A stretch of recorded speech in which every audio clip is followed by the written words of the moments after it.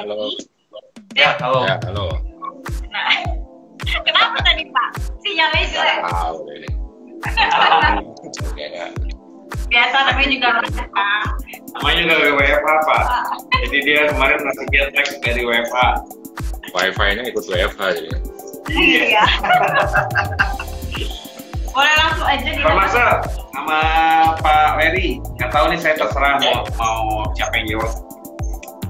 Mungkin nggak semuanya di sini yang tahu tentang belum tentu tahu tentang Atelier Una.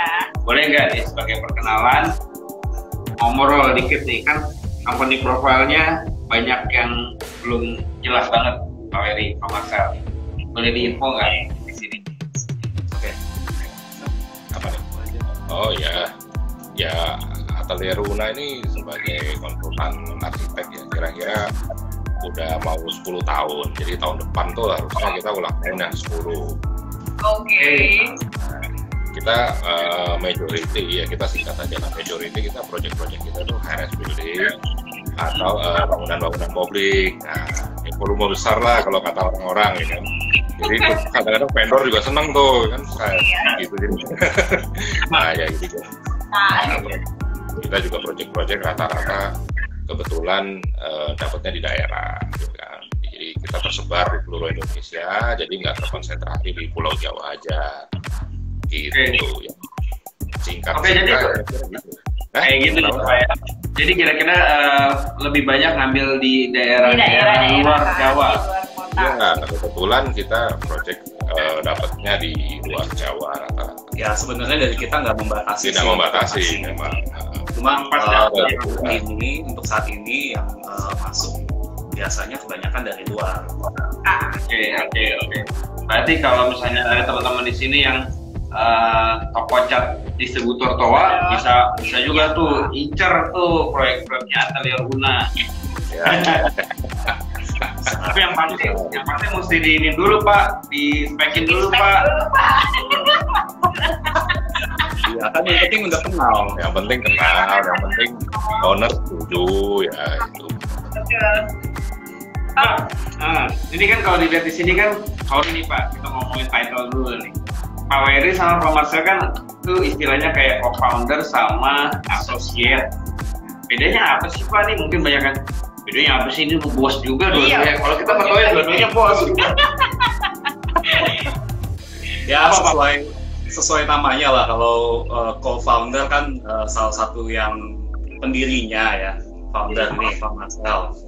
Jadi silakan ceritain. Ya, jadi kalau co-founder kan dulu kita ada beberapa orang, ada bertiga, jadi salah satu saya itu co-founder. Tapi yang mendirikan pertama kali, yang establishing. Nah, Pak Wery kemudian menyusul bergabung, ya kan. Setelah beberapa saat kita jadi associate akhirnya gitu. Jadi dengan associate ini kan punya tanggung jawab lebih, ya kan, dan juga untuk affiliate lebih juga. Kira-kira seperti itu. Ya kurang lebih kayak gitu lah. Tapi tanggung jawabnya sama ya Pak. Jadi apakah misalnya kalau co-founder itu oke lah, gue stay aja di belakang meja, terus kalau yang associate turun untuk nego-nego atau nyari-nyari proyek. Vendor dan lain. Salah besar Pak. Kalau kita di sini semuanya turun gunung Pak. Kita di sini semuanya turun gunung. Cuma beda gunungnya aja. Itu aja sih. Ada kalau yang gunungnya tinggi banget itu siapa, kalau yang agak rendah siapa gitu Pak ya. Ya tergantung lokasi, bisa tergantung tanggung bagi jawab. Bagi tugas kita. Penting tetap berbarengan ya Pak jalannya ya. Ya, Indonesia gede soalnya, jadi kita harus bagi tugas. Betul Pak. Sekali. Gede banget Pak, makanya mesti nyebar kemana-mana. Kita juga buat info aja Pak, jadi kami pun distributor atau toko-toko pun sudah ada di seluruh Indonesia.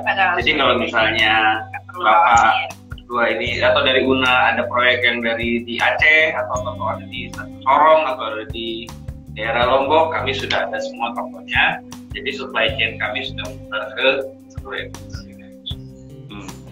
Sejauh kita kalau di timur tuh Jayapura untuk saat ini ya. Oh ya, kita terakhir Jayapura itu yang paling jauh sih. Udah terbangun sih, udah beroperasi juga hotel. Udah hotel jadi. Ya soalnya kita dengar juga ya, kebanyakan main hotel-hotel terus nih Una nih. Ada yang di Bogor juga kalau nggak salah di mana. Ya sekali lagi kita nggak membatasi, tapi kebetulan memang beberapa saat yang lalu itu Pak yang ya. masuk hotel kebanyakan. Kebanyakan hotel. Kemana angin mengalir aja lah. Ya, angin mengalir lagi. Air Pak, angin seperti Salah. Pak, bahas new normal nih, sekarang udah new normal. Nah, dari Una sendiri, itu ada rekomendasi desain nggak sih Pak untuk new normal sekarang? Ya sebenarnya kalau new normal ini kan kalau kita arahnya adalah menjarangkan populasi dalam suatu area, ya otomatis kebutuhan space bisa meluas, ya kan. Ya mungkin yang dulunya satu ruangan dengan ukuran sekian itu untuk 100 orang jadi cuma 50 orang. Nah, 50 orang itu either WFH ya atau harus dibikinin ruangan baru ya kan. Ya otomatis kan ada order chat lagi kan gitu kan. Renovasi kan, ya. Pasti ada permintaan lagi gitu. Betul. Itu salah satu pemikiran lah itu gitu. Ya tersisanya ya mungkin ada dengan kebijakan dan pendekatan teknologi ya kan mungkin gitu. Iya. Kalau kemarin kita ngebahas sama episode sebelumnya Pak, itu katanya ada yang bilang disekat-sekat Pak. Nah, kalau dari vision Pak Marcel atau Pak Wery, ini gimana nih desainnya? Ya kalau disekat itu memang salah satu pendekatan yang menjembatani ya dengan harapan ya droplet kita tuh nggak dengan mudahnya nyebar ke sebelah. Ini kayak misalkan kayak saya sama Pak Wery nih kira-kira 1 meter nih sebenarnya. Ya. Kita 1 meter ini Pak, cuma kelihatannya dekat aja.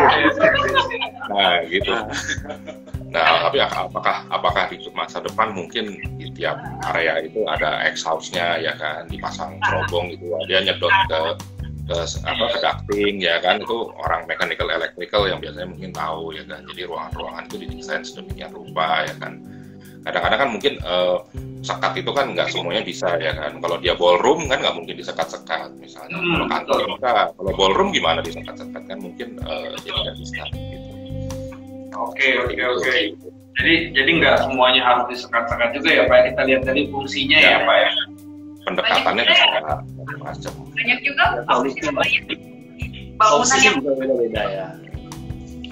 Itu kan salah satunya kalau misalnya udah mungkin lebih ke interior ya tadi kalau yang Pak Marcel bilang, kalau ruangannya udah given gitu sudah ada, renovasinya juga budget concern, kita nggak bisa terlalu rombak banyak, ya otomatis ya itu solusi sederhananya gitu. Tapi ya kita harus lihat lagi tahapan proyeknya di mana. Kalau memang baru perencanaan kita bisa lebih eksplor bentuk bangunannya kah, skala bangunannya kah, ya bisa lebih bermain sih. Tapi tidak terbatas pada itu. Oke. Berarti kalau misalnya yang sekarang Una lagi kerjain nih Pak, ini kan mungkin ada yang lagi di tengah jalan. Nah terus tiba-tiba ada kayak gini-gini nih. Apakah redesign atau gimana Pak? Redesign atau udah jalanin aja, nanti kita coba tambahin sekat atau tambahin apa gitu feature-nya. Nah kalau yang sedang berjalan sekarang sih kita kan proyeksi itu untuk beroperasi nggak langsung sekarang ya.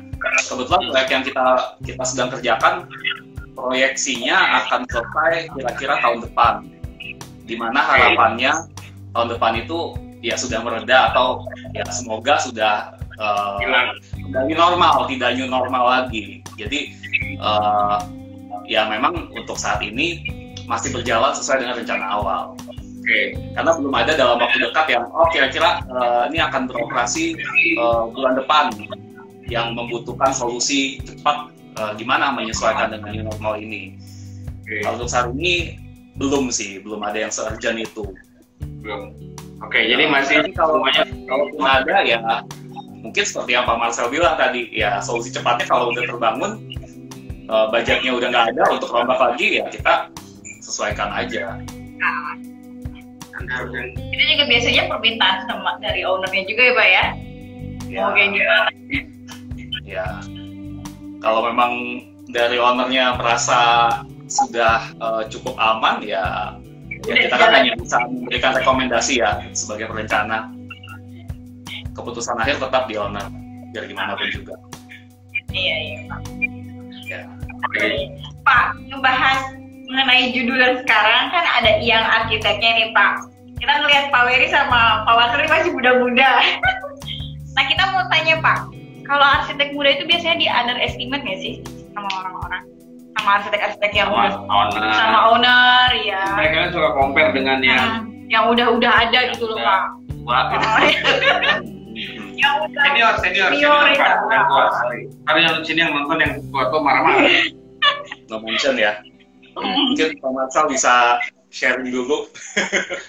Ya sebenarnya masalah diremehkan atau nggak diremehkan saya juga nggak tahu ya. Itu kan dalam hati mereka masing-masing ya kan. Kalau jadi kita nggak tahu, tiba-tiba kita di hire gitu kan, ya udah gitu apa. Jadi sebenarnya masalah remeh nggak diremehin itu kan ya tergantung kita handling juga ya proyeknya, seberapa profesional kita handling satu proyek itu ya, itu akan menentukan apakah itu dianggap masih hijau atau enggak sebenarnya kan. Karena kan prosedural project itu kan memang sudah ada tahapannya, juga udah ada ya kan, apa yang harus dilakukan juga udah ada ya, tinggal kita ya soft skill lah gimana caranya kita handling itu project supaya customer bisa happy ya kan sebenarnya ya kan, intinya seperti itu ya. Memang kalau stereotipnya kan ya semua profesi juga pasti jam terbang itu akan menentukan, biasanya orang lebih prefer yang jam terbangnya tinggi ya kan, tapi kan ya mungkin zaman sudah berubah ya kan, masing-masing ada plus minusnya gitu sebenarnya, Pasti. Di setiap generasi lah pasti. Berarti trik kalau dari Marcel sendiri nih, kalau misalnya lagi tender untuk arsitek ngedesain, nih ada nggak usah jurus rahasianya. Iya, jangan dikasih tahu, itu udah bukan rahasia jadinya. Ada trik-triknya nggak nih? Gimana? Apakah gua ngedesainnya harus yang berbeda, yang banyak, unik ya, banget yang gitu loh Pak. atau yang tipikal aja yang orang gampang suka, atau orang yang gampang bikin, atau yang main connya nanti kebangunnya gampang, gimana Pak? Kalau masalah itu sih sangat relatif ya, tergantung pemberi tugas juga.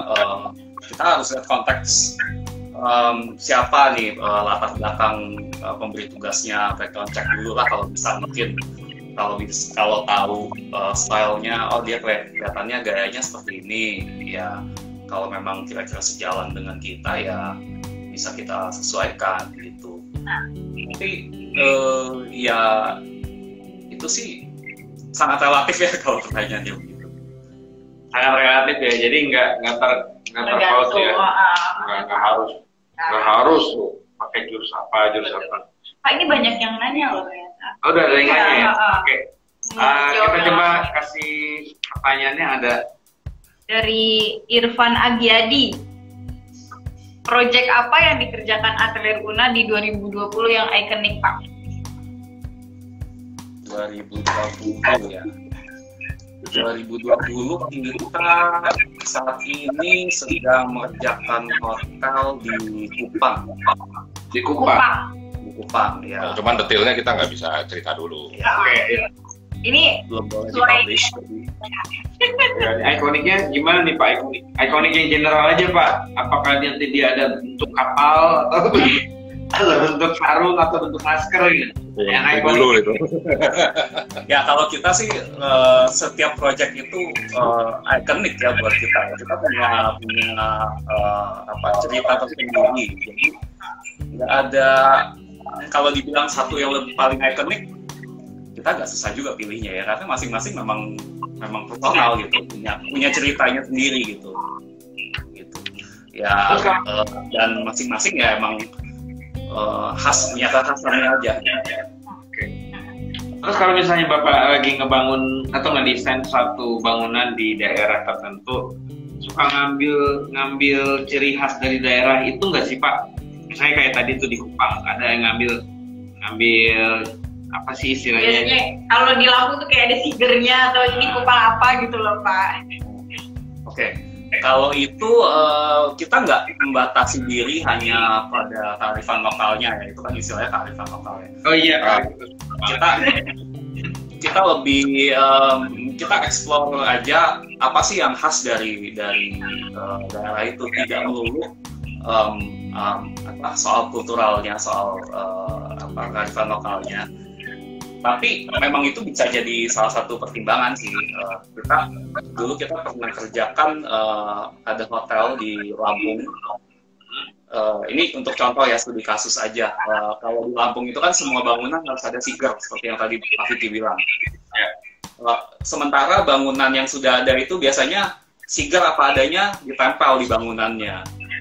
Nah, pendekatan kita untuk hotel ini, seagull ini bentuknya kita dekonstruksi lagi, kita tempelkan sebagai bagian dari elemen fasad. Itu salah satu kearifan lokal yang kita terapkan di bangunan. Jadi nggak melulu harus ada misalnya di Sulawesi Selatan atau daerah Toraja atapnya tongkonan ya. Jadi berarti kita langsung pasang bentuk atap tongkonan di bangunan kita gitu. Ya enggak sih, enggak gitu juga.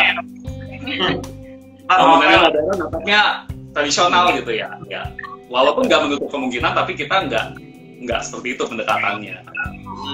Ya, kalau kearifan lokal balik lagi ke masing-masing proyek. Itu satu. Kalau ada juga proyek kita di Lombok, kita mengangkat kearifan lokal itu kapal nelayan lokal di sana. Jadi kapal jukung, perahu jukung. Kapal jukung. Nggak tahu aku malah kapal jukung. Yang terbang. Capung. Dia seperti perahu bercadik gitu, tapi dia tradisional, perahu nelayan tradisional di sana. Itu yang kita ambil sebagai bentuk atap bangunannya. Gitu. Jadi bukan berarti di Lombok kita ambil dari rumah adat di suku Sasak gitu, enggak juga. Kita lihat kalau di penerapan lah ya. Iya, penerapannya gimana kalau kita di Lombok ini, karena proyeknya di dekat pantai, memang banyak perahu nelayan, ya itu yang kita ambil pendekatannya. Ya.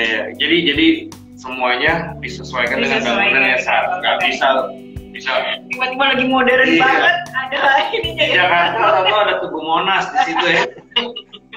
Gak lucu juga ya. Oke, sip. Pak, ini ada juga yang nanya nih Pak. Pak Rido ya. Ini gimana sih menemukan color scheme, Pak Ciung? Bagaimana menemukan color scheme yang lagi tren saat ini, Pak? Apakah new normal ini pengaruh nggak ke warna, Pak? Kalau warna, mau tambahin? Color scheme ya? Iya, color scheme terkait sama new normal. Ya mungkin awal-awal. Jadi kalau misalkan new normal ini kan berarti kan ada banyak sekali warning atau mungkin tata letak baru ya kan yang mengatur orang bergerak dari satu tempat ke tempat lain atau dia harus menunggu atau beraktivitas. Nah, rata-rata ini sebenarnya lebih banyak ke penggunaannya di signage ya kan, karena di signage ini kan dia harus lumayan eye catching supaya orang cukup notice melihat misalkan ini batas antrian di sini ya kan, signage ini kita nggak boleh, ini kita harus cuci tangan di sini. Nah, untuk sementara mungkin masa-masa awal-awal new normal ini aplikasi warna lebih banyak ke kebutuhan untuk warning karena bangunannya sudah existing. Nah, mungkin apakah di masa depan itu penggunaan warna itu menjadi teraplikasi di dalam gedungnya. Jadi misalnya ada tembok warnanya gonjreng gitu terang. Nah, disitulah tempat kita terstandarisasi warnanya, misalnya warna oranye adalah area untuk bersih ya kan. Nah, misalkan apakah nanti di kemudian hari ada yang seperti itu kita nggak tahu. Nah, itu kan bisa jadi aplikasi-aplikasi penggunaan color scheme gitu. Karena sementara ini beberapa gedung kan udah existing, udah jadi ya mau nggak mau sifatnya additional, tambahan gitu. Dan ini biasanya dari vendor cat juga punya ini ya, rekomendasi. Betul Pak. Jadi kalau dari Toa sendiri juga kita punya namanya trend color juga. Biasanya kita akan nongolin itu di IG kita Pak. Jadi si trennya yang matching dengan warna yang hijau atau yang dengan orange. Nah kalau Bapak lihat di IG kita kemarin ada yang green, terus ada yang orange, ada yang apa lagi? Ada yang warna lagi ya, mungkin pink ya. Nah, itu kita akan kasih rekomendasinya di situ Pak. Tapi ya, kalau betul. mau konsultasi juga bisa sih Pak. Gitu. Jadi mungkin kayak color scheme itu juga misalkan di kemudian hari itu mungkin area-area yang harus disentuh gitu ya, kayak pintu atau apa, mungkin dia ada stripes orange-nya ya kan, atau misalkan ada stripes warna terang yang terstandarisasi disepakati nasional kalau area-area itu adalah area-area yang sering disentuh ya, jadi kita harus notice ya, aware kalau ntar habis itu harus cuci tangan misalkan gitu. Atau misalkan tombolnya lift ya kan, mungkin nggak semua orang bisa pakai tombol lift yang cuma pakai sensor doang terus bisa mencet kan, sekarang ada tuh yang cuma dideketin tangan doang udah mencet tuh liftnya. Nah mungkin nggak semuanya begitu, nah mungkin ada yang cuma pakai color scheme itu misalnya seperti itu. Di CP juga tadi juga pakai sensor. Pakai sensor ya. Sekarang memang dengan adanya kayak gini ya Pak ya, banyak biasa kita yang berubah gitu. Iya. Tadinya banyak kita begitu, serba mencet, serba nyentuh, sekarang begini atau pakai kaki. Mengurangi semuanya lah. Atau pakai kaki, betul. Ya, betul itu pakai kaki. Jangan salaman aja pakai kaki nanti Pak. Pak, ada pertanyaan lagi dari Bapak Irfan masih. Ini pertanyaannya, apakah ada benang merah untuk setiap desain atelier Una untuk menandakan desain itu adalah punya atelier Una, Pak? Nah, sekarang yang ditanya ciri khasnya atelier Una-nya nih. Apakah ada, Pak? Kalau ciri khas sih ya kita dari masing-masing ya itu ya tadi ya, masing-masing project punya ceritanya sendiri. Itu yang kita kita usung gitu. Jadi bukan berarti bentuknya harus terpaku pada satu langgam atau satu gaya gitu. Kita sih nggak membatasi diri seperti itu. Mungkin kalau seperti kelihatannya seperti apa, orang luar yang menilai ya, bukan dari kita, tapi dari kita ya karena ceritanya beda, penerapannya juga beda, ownernya juga bisa beda. Aplikasinya bisa otomatis variatif ya. Nggak, maksudnya mungkin gini Pak, dari Una sendiri ngasih lihat nggak, oh ini karyanya Una loh, karyanya gua yang ngedesain. Nah, itu ada nggak Pak ciri khas dari Unanya Pak? Kita sering pakai ini ya, pola-pola sirip-sirip ya, slicing ya biasanya, sirip-sirip, tegak-tegak itu kita sering pakai sih itu pola-pola itu. Jadi ya memang ada beberapa dari setiap karya kita tuh memang ada sirip-sirip tegak dalam berbagai macam versi. Meskipun nggak semuanya. Tidak terbatas pada itu ya. Ya kadang-kadang bisa bentuk lain ya. Kadang-kadang kan ini kan juga kita tarik ulur sama owner punya selera juga ya kan, kita kan juga harus kalau dia bilang oh sirip-sirip nanti begini ya misalkan ya kan, ya kita ya coba kasih penjelasan yang ini kalau memang oke ya, jadi kita negotiation lah gitu sebenarnya. Betul. Iya, tahu-tahu kita pengen bikin hotel itu nggak ada siripnya nih, padahal punya Una nih. Kita tidak memonopoli sirip Pak. Tapi ada loh Pak, mungkin Bapak pernah dengar juga ya Bapak di sini ada yang beberapa arsitek atau ada satu arsitek ini pakainya metal perforated mulu, banyak tuh ya kayak bangunan yang didesain. Jadi udah kelihatan gitu Pak, oh ini punya di sini gitu. Atau yang kemarin kita ngobrol-ngobrol ya, ini banyak pakai bentuknya bulat-bulat nih, bulat-bulat, silinder-silinder. Itu udah kelihatan tuh ya siapa. Meskipun nggak selalu 100% benar, itu mungkin jadi ciri khasnya dia. Ya kalau kita sih cukup fleksibel sih, nggak harus. Mungkin memang ada beberapa arsitek yang stylenya kalau dia warnanya pasti seperti ini atau pasti solid biasanya bangunannya. Kalau kita menyesuaikan sih ada konteks lokasinya gimana. Kemudian kalau klien kita korporat juga kan mereka punya corporate color, jadi nggak bisa kalau corporate colornya mereka hijau kita maksa pakai merah, malah jadi kompetitornya nanti. Kan malah repot kalau begitu. Ya. Oke. Pak, ini ada lagi pertanyaan Pak dari Amanda Gebi. Pak, rekomendasi apa sih rekomendasi atau menurut bapak-bapak di sini apa rekomendasi warna atau color tone yang cocok untuk meningkatkan produktivitas di rumah selama WFH, karena pentingnya suasana rumah untuk mendukung suasana WFH di pandemi ini.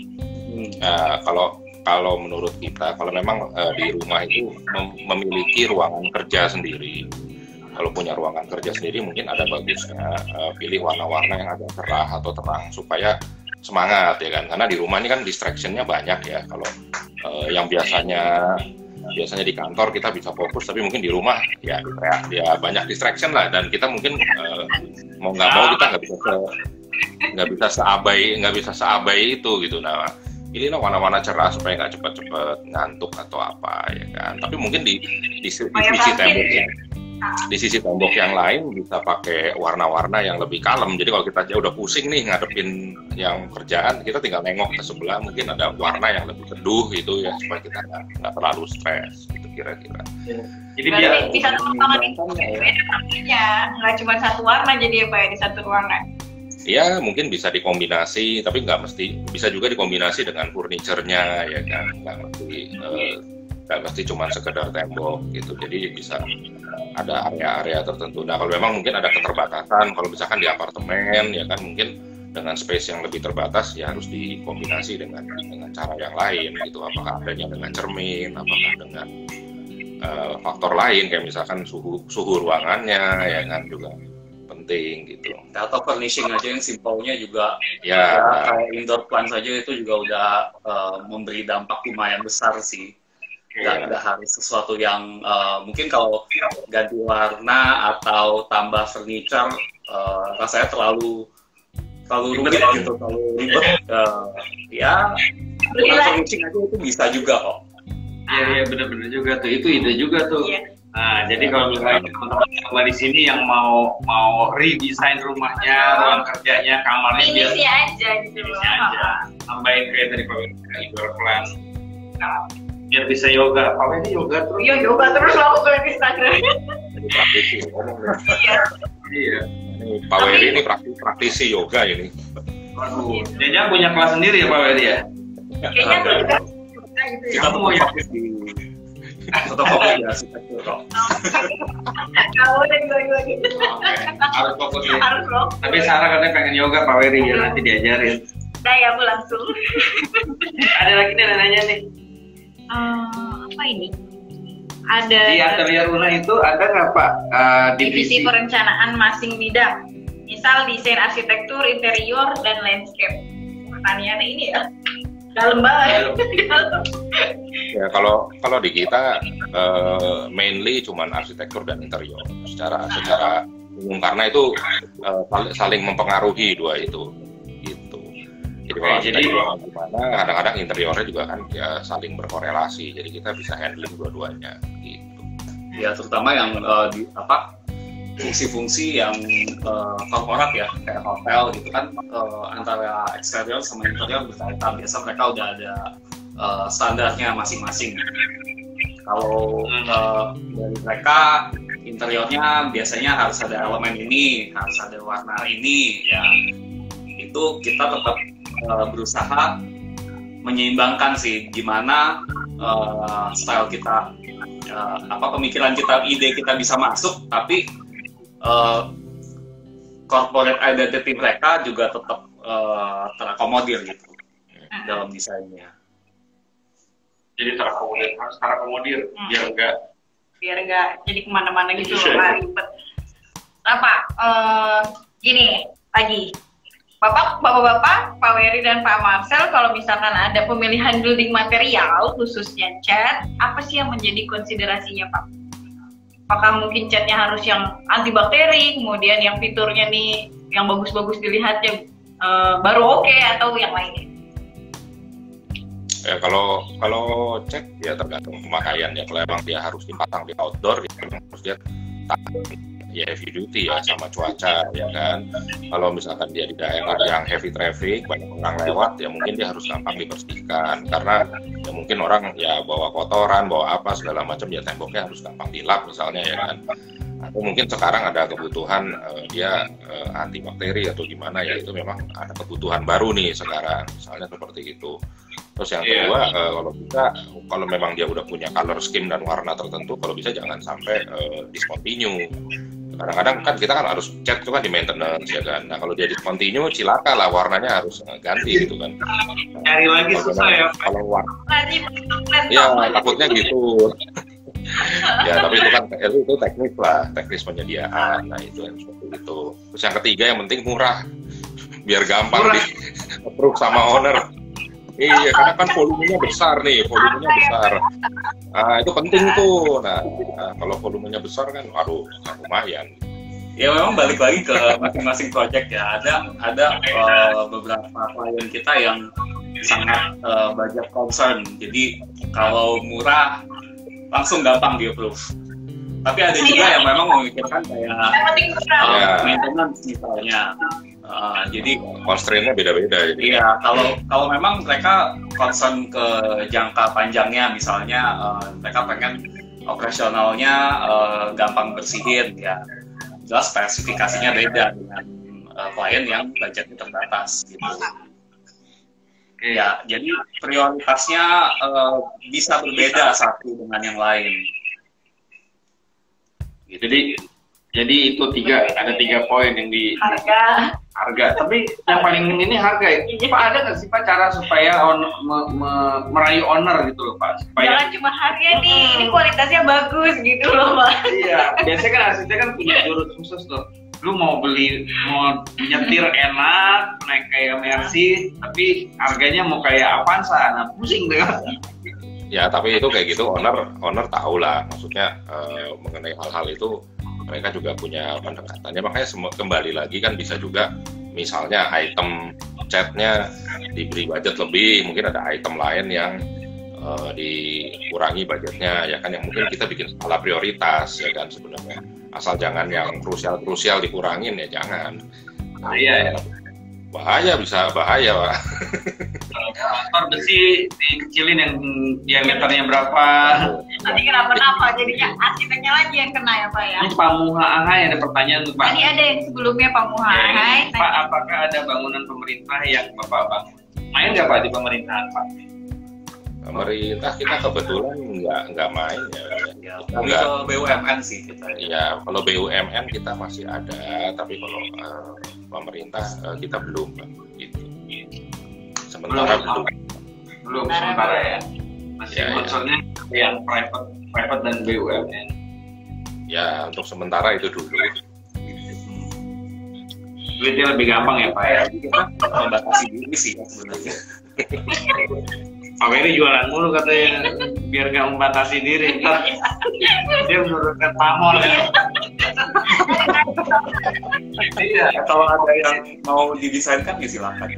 Silakan aja ya Pak ya. Pokoknya semuanya diterima, yang penting sesuai. Apa lagi sebenarnya? Tadi masih Pak Muha Ahai masih nanya Pak, arsitektur luar negeri yang Bapak kagumi. Bapak-bapak kagumi, adakah? Dari Pak Ferry atau Pak Marcel, dua-duanya harus ada. Harus ada. Iya, harus ada. Yang berdua.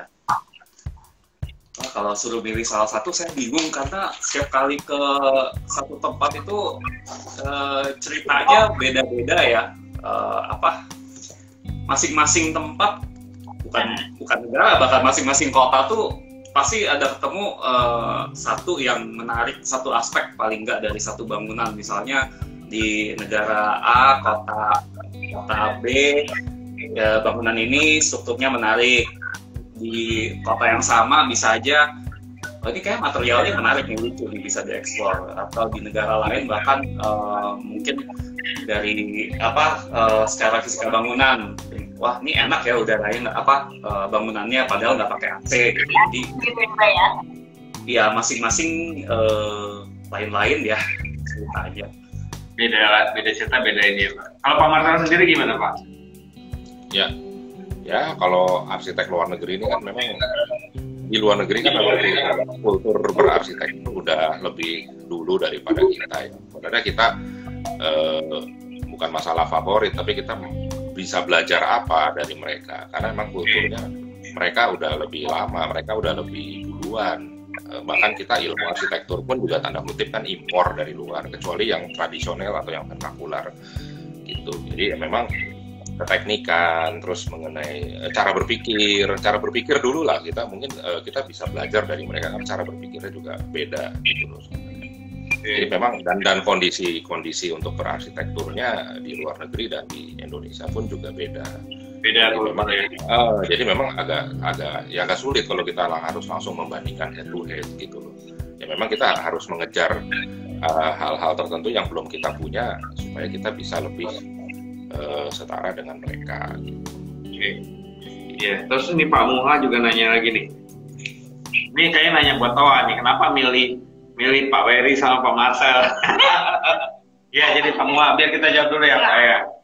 Ini jualan dulu ya, jualan. Iya. Nah, jadi kita ngelihat Pak Wery dan Pak Marcel ini sebagai, kita kan mau topiknya yang arsitek. Kita memang cari yang muda-muda. Dan punya form gitu ya Pak ya. Dan kita lihat tadi omongannya yang kita bahas bahwa proyek-proyeknya UNA ini banyak tersebar, nggak cuma di Jakarta, tapi memang di luar Jawa. Ya, di luar Pulau Jawa pun mereka banyak Pak. Jadi di sini kita memang tujuannya untuk sharing bagaimana sih arsitek-arsitek muda saat ini yang sudah punya prestasi, yang proyeknya segunung, meskipun katanya gunungnya tergantung beda-beda. Nah, jadi itu yang menjadi dasar kenapa kita pilihnya Pak Wery dan Pak Marcel. Mungkin nanti ditunggu lagi tamu-tamu berikutnya ya. Ya nggak Pak Wery, Pak Marcel? Itu kan Pak. Boleh lah, boleh. Pertanyaan lebih untuk Toa tadi kayaknya. Iya. Pak, ini jadi di kantor gimana Pak? Kan kalau peraturan pemerintah kan 50-50 Pak. Katanya kapasitasnya 50-50. Atau di Atelier Luna udah total Pak, udah aktif semua. Kita malah total Pak, total WFH semua. Oh masih WFH Pak? Iya, jadi ya kita memang kalau emang WFH masih bisa, ya kita coba WFH dulu gitu ya. Itu kan yang penting kan koordinasinya harus bagus, itu aja sebenarnya. Tapi memang untuk acara ini Bapak berdua ini datang ke kantor. Janjian. Ya. Nah, makanya ini juga tetap ini 1 meter ini kurang lebih diagonal ini. Diagonal. Pak Marcel nggak apa-apa, saya nongol-nongol di pinggir aja nggak apa-apa. Penting ada suaranya Pak. Iya. Kalau kita banci tampil berduanya Pak. Iya. Kita malah rebutan gue. Pak, nanti kalau misalnya udah mulai lagi, maksudnya aktivitas sudah bisa datang, ketemu, atau sudah bisa nongkrong lagi, ngobrol-ngobrol, mungkin kita akan main lagi ke kantor Pak.